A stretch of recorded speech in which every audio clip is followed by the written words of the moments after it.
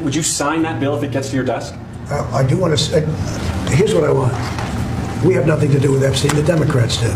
All of his friends were Democrats. You look at this Reid Hoffman, you look at Larry Summers, Bill Clinton, they went to his island all the time, and many others, they're all Democrats. All I want is for people to recognize the great job that I've done on pricing, on affordability, because we brought prices way down, but they're going way lower, on energy, on ending 8 wars, and another one coming pretty soon, I believe. We've done a great job. And I hate to see that deflect from the great job we've done. So I'm all for it. You know, we've already given 50,000 pages. You do know that.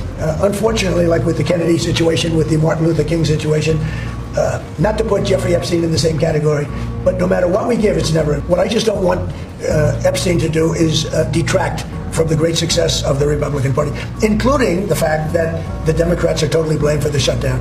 You know, they cost our country hundreds of billions of dollars with that.